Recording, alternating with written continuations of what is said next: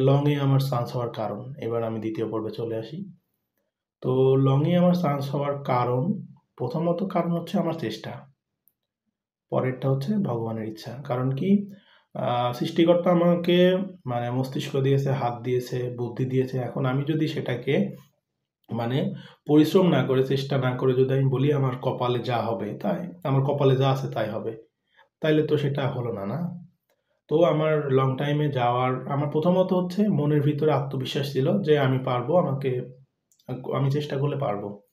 তো প্রথমত কথা হচ্ছে আমি লং টাইমে যাই, আমি প্রথমত হচ্ছে আমার প্রথম স্টেপ ছিল আমার দুর্বলতাগুলো খুঁজে বের করা।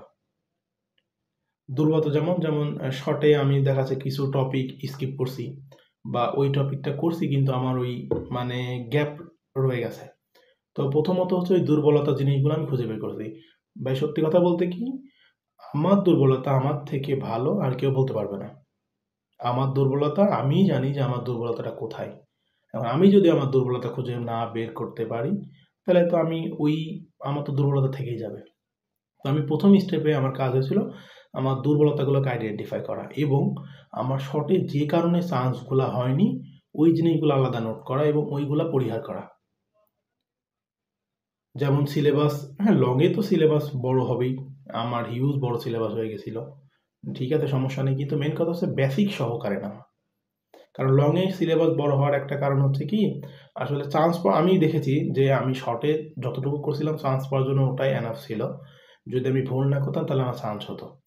কিন্তু দেখা যাচ্ছে আমি লংয়ে এসে বেশি করার কারণ শুধুমাত্র আমার কনফিডেন্স লেভেলটা বাড়ানোর জন্য। কারণ যখন হচ্ছে আমি গাজীপুরে বিভিন্ন কোচিংয়ে পরীক্ষা দিতাম, মানে হচ্ছে আমাকে অধিকাংশ কোশ্চেনের অ্যান্সার করতে হতো, কারণ মার্ক ভালো করতে হলে তো আমাকে অধিকাংশ ম্যাথ পারতে হবে। তো এক একজন দেখা যাচ্ছে এক এক বই থেকে বা এক এক রকমভাবে কোশ্চেন করতো। তো এই ক্ষেত্রে আমার সিলেবাসটা মোটামুটি বড় হয়ে গেছিল।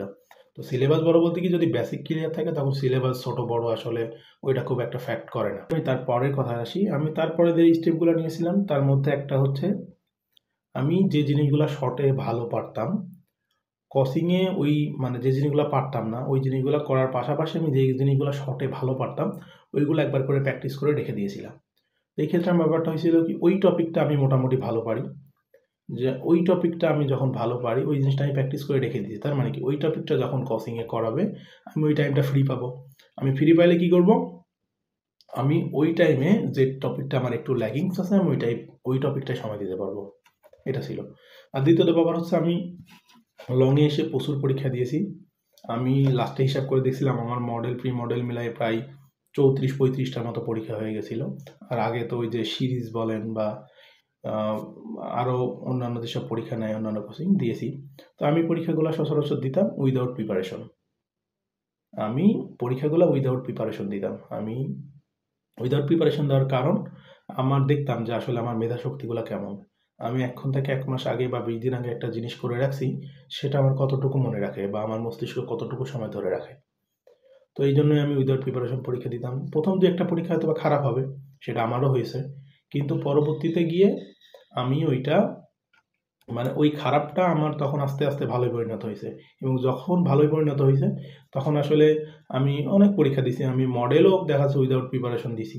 এমনকি আমি হচ্ছে লাস্টে যে ডুয়েট মেকানিক্যালের যে পরীক্ষাটা দিই, আমি সকালবেলা মানে আগের দিন রাত্রে সূত্র দেখে ঘুমাইছি, সকালবেলা উঠে যখন সূত্র দেখতে গেলাম তখন আমার মনে হচ্ছে যে হচ্ছে দেখা লাগবে না, এগুলো তো পারবোই। মানে ওই কনফিডেন্স লেভেলটা আমার মধ্যে ছিল।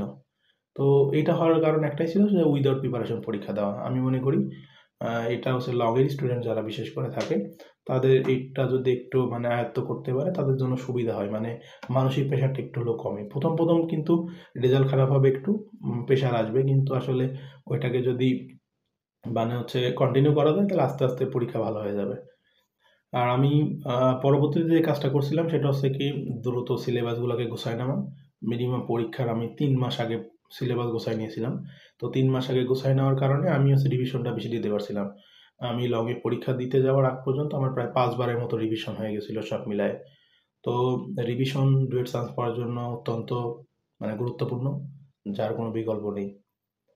আমার কথা, কেউ মানে শর্ট করে রিভিশন দিক, কিন্তু সেটা রিভিশনের মাত্রা তার যত বাড়বে তত তার চান্স পাওয়ার অ্যাবিলিটি বেশি হবে। তারপরে ওই 2 ঘন্টা যদি কারোর কপালে যদি মানে সারা বছর দেখা যাচ্ছে ভালো রেজাল্ট করবে, রেজাল্ট করার পরে দেখা যাচ্ছে ওই 2 ঘন্টা যদি ওর ফেভার না করে তাহলে সেটা কপালের ব্যাপার। যেমন আমারই অনেক ফ্রেন্ড ছিল, যারা হয়তোবা আমার থেকে ভালো পরিশ্রম করছে, আমার থেকে বেশি পরিশ্রম করছে, আমার থেকেও মেধাবী ছিল, কিন্তু হয়তোবা ওই 2 ঘন্টা মানে ওদের লাক ফেভার করার কারণে, মানে না ফেভার করার কারণে ওদের চান্স হয়নি।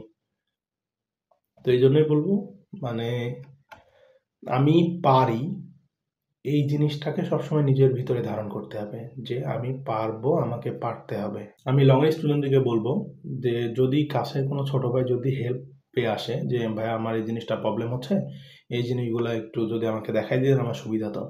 আমি সবসময় সাজেস্ট করব যে হচ্ছে নিজের পড়া বাদ রেখে আগে ওইটা তাকে বুঝিয়ে দেওয়া। কারণ আমি বলি, আমি এই জিনিসটা খুব দেখছি। নিজে একবার মানে অন্যকে বুঝিয়ে দেওয়া আর নিজে 10 বার প্র্যাকটিস করা সমান। কারণ আপনি তখনই কাউকে বোঝাতে সক্ষম হবেন যখন আপনার ওই টপিকটা সম্পর্কে একদম ক্লিয়ার বেসিক বা ক্লিয়ার ধারণা থাকবে। তার আগে আপনি বোঝাইতে সক্ষম হবেন না। এটা আমার জন্য অনেকটা হেল্পফুল হয়েছে। আমার কাছে ছোট ভাই যারা ছিল, আমার ইয়ারমেটও যারা ছিল, ওদের আমি মোটামুটি সমস্যাগুলো সলভ করতাম এবং দেখা যাচ্ছে তার মধ্যে ওদের সমস্যা সলভ করতে গিয়ে আমি যদি কোনো জায়গায় আটকে যেতাম, আমি ওটা নিয়ে পরবর্তীতে নিজে একটু দেখতাম যে আসলে এটা কিভাবে হতে পারে, এটা আর কোনোভাবে করা যায় কিনা। আর যারা লং এ থাকবে তাদের উদ্দেশ্যে বলবো যে ম্যাথ আসলে কত রকমভাবে করা যায়, কয়টা নিয়মে করা যায়। এক ম্যাথ তো অনেকগুলো নিয়মে করা যায়। ফিজিক্সের কথা যদি বলি, ফিজিক্সের ম্যাথ তো হিউজ নিয়মে করা যায়। তো সবাইকেই বলবো যে একটু ভিন্ন স্টাইলে বা ভিন্ন নিয়মে করার চেষ্টা করতে।